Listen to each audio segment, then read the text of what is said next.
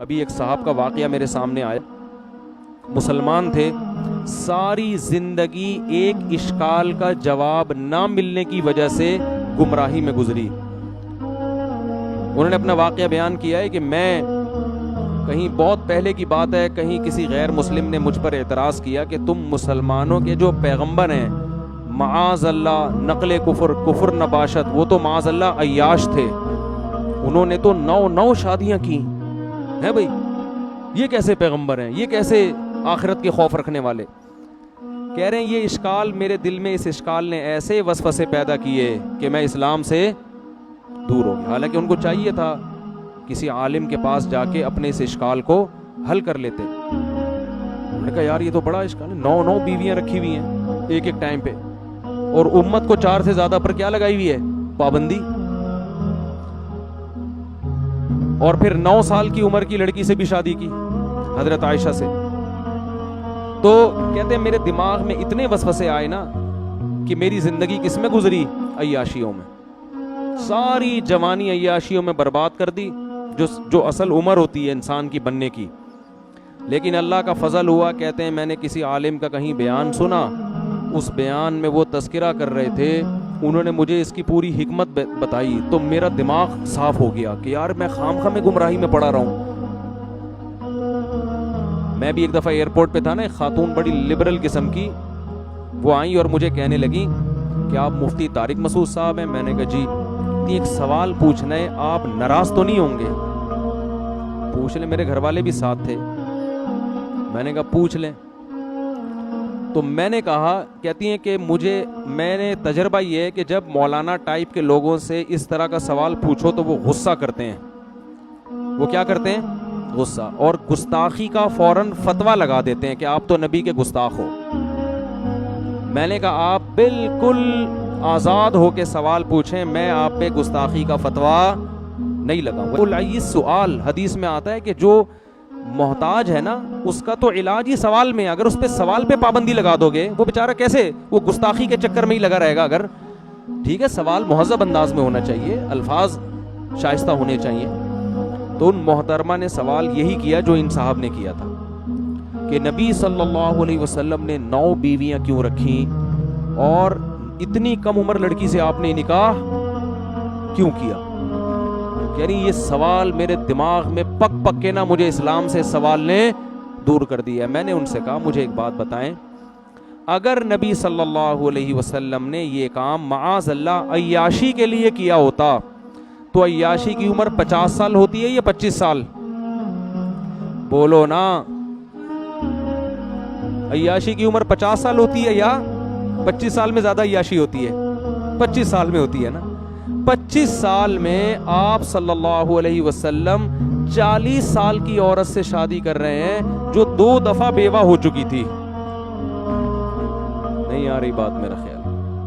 ایک تو 25 سال میں کوئی عیاش آدمی 40 سالہ عورت کنواری سے بھی شادی نہیں کرے گا، کر کے تو دیکھو ابھی پورا خاندان کاٹ کے پھینک دے گا آپ کو، اول تو خود ہی نہیں کرو گے۔ نمبر 2، 25 سال کی عمر میں 25 سال کی اگر بیوہ مل رہی ہو تو اس سے بھی کوئی شادی نہیں کرے گا، اور 25 سال کی عمر میں ایسی بیوہ جو 2 دفعہ بیوہ ہوئی ہو اور اس کی عمر 25 سال ہو اس سے بھی کوئی شادی نہیں کرے گا، تو 2 دفعہ بیوہ ہوئی ہے۔ تو نبی ایسی خاتون سے پہلی شادی کر رہے ہیں 25 سال کی عمر میں جو بیوہ بھی ہے، 2 دفعہ بیوہ، اور عمر بھی کتنی ہے؟ 40 سال۔ اور عرب میں 10 بیویاں رکھنے کا رواج تھا، یہ تو اسلام نے 4 پہ آ کے باؤنڈ کیا ہے۔ 10 بیویاں رکھنے کا رواج تھا، مگر 15 سال جو جوانی کا بہترین حصہ ہے وہ اسی ایک عورت کے ساتھ گزار دیا، دوسری شادی نہیں کی۔ بہت مشکل ہے بات سمجھانا۔ اس سے صاف پتہ چلتا ہے کہ ہمارے نبی کے مزاج میں عیش و عشرت بولو نہیں تھا۔ حالانکہ عرب میں کم عمر لڑکیوں سے شادی کا رواج بھی اور 10 بیویاں رکھنے کا رواج تھا۔ بہت سے صحابہ مسلمان ہوئے ہیں نا، تو جب اسلام قبول کیا ان کے نکاح میں 10 بیویاں تھیں، آپ نے فرمایا 4 کو رکھو، باقی سب کو کیا کر دو؟ چھوڑ دو، 4 سے زیادہ کی اجازت نہیں ہے۔ تو جس ماحول میں 10 بیویاں رکھنے کی اجازت ہے، جس میں آپ کو آفریں کی جا رہی ہیں کہ آپ اپنے مشن سے پیچھے ہٹ جائیں، عرب کی سب سے خوبصورت ترین عورتوں سے ہم آپ کی شادی کرا دیں گے، لیکن آپ صلی اللہ علیہ وسلم فرماتے ہیں کہ میرے ایک ہاتھ پہ چاند اور ایک پہ سورج رکھ دو گے میں اپنے مشن سے پیچھے نہیں ہٹوں گا. اور 15 سال آپ نے 40 سالہ بیوہ کے ساتھ گزار دیے, جوانی کا بہترین حصہ, جبکہ کلچر اور ماحول اور معاشرہ آپ کو زیادہ شادیوں کی پرمیشن کیا ترغیب دے رہا ہے. اس زمانے میں کلچر تھا, ایک کو معیوب سمجھا جاتا تھا. پھر جب آپ کی عمر 50 سال ہوتی ہے اور ہجرت کا وقت آتا ہے, اس وقت آپ دھڑا دھڑ نکاح کرتے ہیں. یہ صاف بتانے کے لیے کہ آپ نے جو اتنی بیویاں رکھی یہ اپنے مزاج یا معاذ اللہ عیش کی وجہ سے نہیں, بلکہ اسلام کے حکم کی وجہ سے, کیونکہ اسلام کے احکام نبوت کے بعد اور ہجرت کے بعد آنا شروع ہوئے ہیں. ہجرت سے پہلے اسلام کے تفصیلی احکام نہیں آئے تھے. بات آ رہی ہے سمجھ میں؟ اور پھر ان 9 بیویوں میں بھی صرف ایک کنواری ہیں, باقی 8 کیا ہیں؟ طلاق یافتہ اور بیوہ. جبکہ عرب کا کلچر اجازت دے رہا 10 بیویاں رکھنے کی بھی, تو آپ نے 9 رکھی, وہ بھی 50 سال کے بعد. اور امی عائشہ رضی اللہ تعالی عنہا فرماتی ہیں مجھے کسی سوکن پہ حسد نہیں, رشک نہیں آتا تھا. مجھے اپنی کسی سوکن پہ, کیونکہ مجھے پتا تھا نبی کو سب سے زیادہ محبت کس سے ہے؟ مجھ سے. فرمایا مجھے اگر آتا تھا نا تو خدیجہ پہ آتا تھا, 40 سالہ بیوہ پہ ہیں بھائی, جن کا انتقال ہو چکا تھا. نبی موت کے بعد بھی ان کو یاد رکھتے تھے. ایک دن امی عائشہ نے فرمایا یا رسول اللہ, بڈھی عورت سرخ جبڑوں والی, آپ اسے کیوں سوچتے ہو, اسے کیوں یاد رکھا ہے آپ نے؟ آپ صلی اللہ علیہ وسلم کو غصہ آ گیا.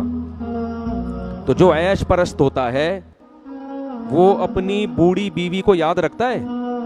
بولو ہے بھائی, کبھی یاد نہیں رکھتا. امی عائشہ فرماتی مجھے اگر غیرت آتی تھی نا, غیرت جیسے عورت میں ہوتا ہے نا کہ بھائی, تو وہ قسط پہ آتی تھی. وہ نبی کی حضرت صفیہ رضی اللہ تعالی عنہ حسن و جمال میں مشہور تھی. حضرت عائشہ کا حسن و جمال نہیں تھا. حضرت عائشہ کو نبی سے جو یعنی اتنا نہیں تھا, نبی کو جو امی عائشہ سے محبت تھی وہ آپ کی علم اور فقہی بصیرت اور ذہانت کی وجہ سے تھی. ذہین بے انتہا تھی, اس لیے محبت تھی. ورنہ آپ صلی اللہ علیہ وسلم کی دوسری زوجہ حضرت عائشہ سے زیادہ خوبصورت تھیں, لیکن اس خوبصورت بیوی پہ حضرت عائشہ کو رشک یا غیرت نہیں آتی تھی. ان کو پتا تھا نبی کی طبیعت ان کی طرف زیادہ مائل نہیں ہے, اگرچہ وہ خوبصورت ہیں. نبی مجھ سے زیادہ محبت کرتے ہیں کیونکہ اللہ نے مجھے ذہانت دی ہے, علم دیا ہے, اور میں ابو بکر کی بیٹی ہوں.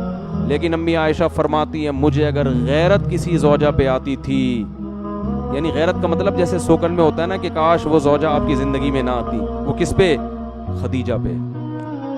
ایک ہندو نے لکھا ہے, میں نے خود پڑھا ہے ہندو کی کتاب میں, ہندو نے لکھا ہے کہ اس قدر اپنی پہلی بیوی سے محبت کرنا جس کی عمر بھی زیادہ ہو, یہ عیش پرست آدمی کا کام نہیں ہو سکتا.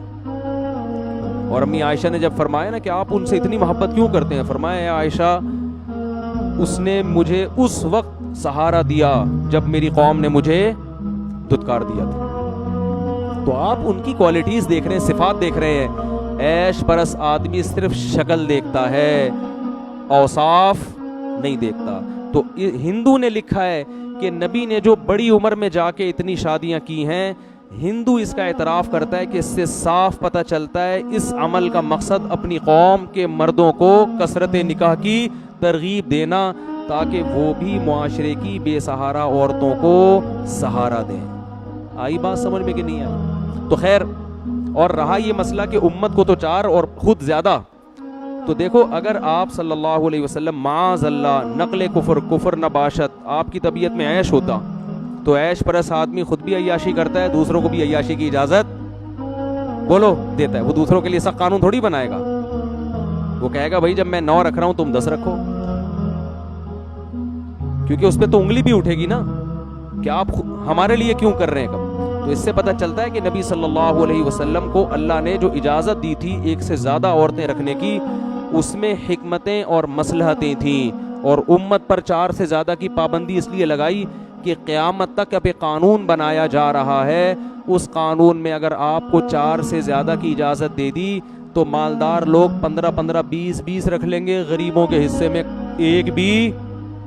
بولو عورتیں اتنی تھوڑی پیدا ہو رہی ہیں, اتنی تھوڑی عورتیں کوئی برساتی مینڈکوں کی طرح پیدا ہو رہی ہیں، ادھر ادھر 10 رکھو، 20 ادھر کر دو، 40 ادھر کر دو. اس کا نتیجہ یہ نکلتا کہ غریب عورت اکثر مالدار کو ترجیح دیتی ہے. کروڑ پتی لوگ 10 بھی رکھتے، وہ کیا کرتے، 10 بنگلے بنا کے دے دیتے، غریب عورتوں چلی جاتی. اور جو بیچارہ معاشرے کا غریب آدمی ہے، ان میں آدھے سے زیادہ لوگ گٹر کے ڈھکنوں پہ بیٹھ کے گزارا کرتے. تو اسلام نے کہا کہ بھائی 4 سے زیادہ نہیں. سمجھ رہے ہو؟ کیونکہ عورتیں ایک حساب سے پیدا ہوتی ہے نا. تو یہ بہت ساری مسئلے تھے اس میں. تو وہ صاحب جو پوری زندگی ان کی جوانی برباد ہوئی، گناہوں میں گزری، آخر میں ان کو اس اشکال کا جواب ملا. کہتے ہیں میں اتنا رویا جب مجھے جواب ملا. میں نے کہا اتنی پاکیزہ سیرت آپ صلی اللہ علیہ وسلم کی، اور میں نے ساری زندگی اس وسوسے میں برباد کر دی. تو غیر مسلم اسی پہ گھومتے رہتے ہیں.